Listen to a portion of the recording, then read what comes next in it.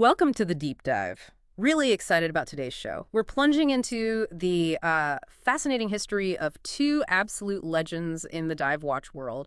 We're talking about the iconic Rolex Submariner and the incredibly successful Tudor Black Bay. So our mission today, it's really to unpack their intertwined beginnings, explore how they maybe surprisingly diverged, and just understand the huge impact these watches have had. We're going on a bit of a journey looking at how they evolved, comparing those breakthrough features, and, the design DNA that just makes them instantly recognizable. Yeah, and what makes this deep dive so interesting, I think, is that it's really more than just watches. It's a story about innovation, clever branding, and legacy. How it could be shared, but also very distinct.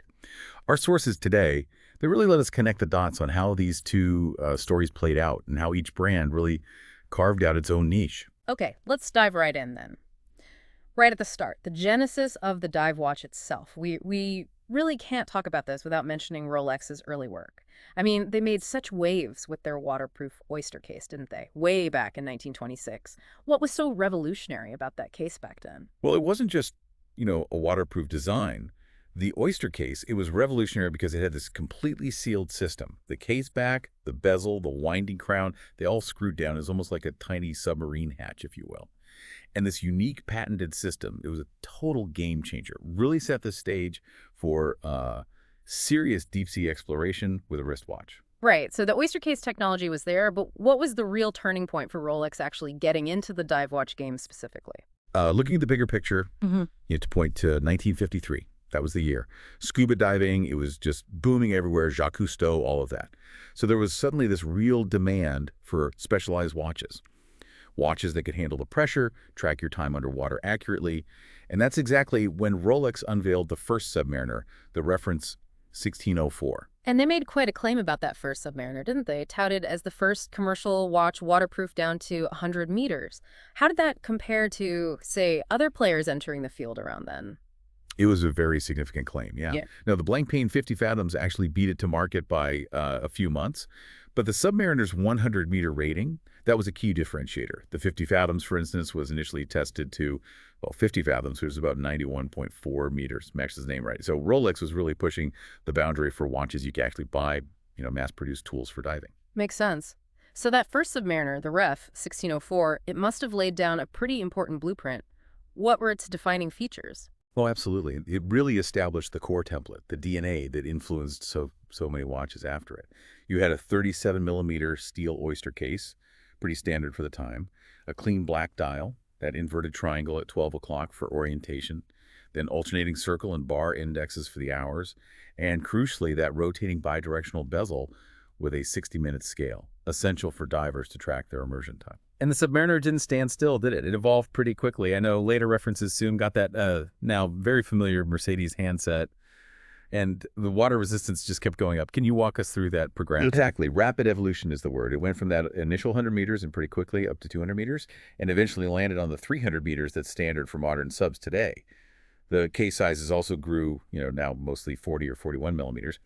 And Rolex also increasingly brought its movement manufacturing completely in-house, really refining the mechanics over time. You mentioned the bezel on the first one was bidirectional, but there was a really key safety upgrade introduced later on, wasn't there? Something that really changed the game for dive safety. Yes, absolutely critical. In 1979, the Submariner adopted the unidirectional rotating bezel. This was huge for safety. Unlike the earlier ones that turned both ways, a unidirectional bezel only clicks counterclockwise. Right. So if a diver accidentally knocks it underwater, the worst thing that happens is it shows less dive time remaining, never more. It always errs on the side of safety, pushing you to surface sooner. It's a simple idea, really, first seen on the blank pane actually, but adopting it cemented the Submariner's reputation as a serious professional dive tool, and it's still a defining feature today. Okay, so looking back at the Submariner's whole story, what would you say is its single biggest contribution, the thing that really set the standard for the whole industry? That's a tough one, but I'd argue it's the whole package. That combination of, serious water resistance, plus that incredibly simple, legible dial, and the functional timing bezel. Rolex didn't just make a watch that could survive underwater. They created a tool. Reliable, easy to read at a glance, tough as nails.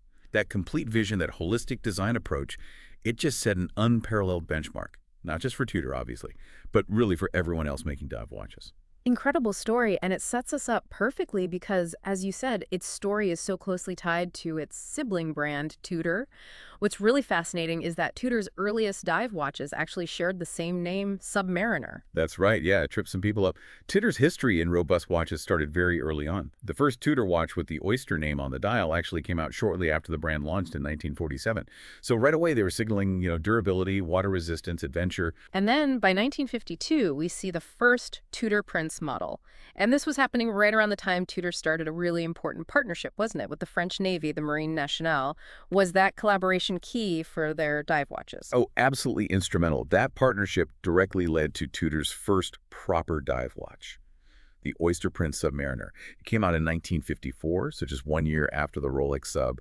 And this watch, the Tudor Submariner, really forms the basis, the template for today's Black Bay models. You can see the lineage. Interesting. So let's look at the details of that early Tudor sub, the reference a 7922. It also had 100 meters water resistance. And like you mentioned, Rolex models did then, it used the Mercedes handset. So quite a lot of overlap in the early days. Very much so. Its successor, the Ref, 7924, which came out in 1958. That one actually bumped the water resistance up to 200 meters. And that 200-meter rating is still the standard for Tudor dive watches today, interestingly enough. That Ref 7924 also got a cool nickname, the Big Crown, because it had this oversized 8-millimeter winding crown, really stood out visually, and probably easier for divers to grip, maybe even with gloves on. Right, the big crown. And what about the snowflake hands? That's such a signature Tudor thing now. When did those appear? Ah, yes, the snowflakes. So the Big Crown model, the 7924, was eventually replaced in 1969 by the reference 7016. And that reference introduced a completely new handset and marker design. Very distinct, sort of square-themed shapes. And it was these unique hands, so different from the Mercedes style, that earned the watch its snowflake nickname. It was a really bold visual step for Tudor, creating a hallmark look. Got it. Okay, so with all that rich history behind them, it totally makes sense why Tudor's return to the U.S. market needed a big splash. And that splash was the Heritage Black Bay, launched in 2013. You hear about it all the time. It was clearly their first massive hit in this modern era, right? Absolutely. The Black Bay wasn't just, dusting off an old design. It was a really smart strategic move. Tudor basically raided their own archive. They carefully picked and mixed historical details from different eras of their dive watches, and they combined them to create this unique Black Bay DNA. It's honestly a masterclass in how to use your heritage to build something new and exciting. And those specific DNA elements, they are so recognizable now. You've got the snowflake hour hand we just talked about, and then there's that prominent big crown, often with the vintage Tudor Rose logo on it. And the hour markers, that mix of round dots, rectangular bars, and the big inverted triangle at 12, all pulled from those Tudor subs of the 60s and 70s. So how did this specific recipe let Tudor finally, step out of Rolex's shadow and really forge its own distinct identity? Well, the strategic importance of the Black Bay for Tudor really can't be overstated. By mixing those specific elements, the snowflake, the big crown, those particular markers, it created a look that felt both vintage-inspired and contemporary. Crucially, it looked different from the Rolex Submariner, which has evolved much more conservatively. This let Tudor cultivate its own vibe, its own appeal. It targeted buyers who liked that history, but maybe wanted something a bit more, rugged or adventurous looking. And in just over a decade now, it's really moved the brand way beyond just being seen as the affordable Rolex alternative. And what a success story it's been. The Black Bay line has just exploded, hasn't it? It's almost like a sub-brand within Tudor now. We've seen it expand into different sizes. The Black Bay 58 was huge, then the even smaller Black Bay 54. Lots of options. Yeah, and that touches on a really key point. Product diversity. They didn't just stop at different sizes. We've seen GMT versions, chronograph versions introduced into the Black Bay family, offering much more functional variety. And here's something interesting, a direct comparison point. Tudor has used materials like bronze, even ceramic for Black Bay cases. Those are options you just flat out won't find in the Rolex Submariner lineup.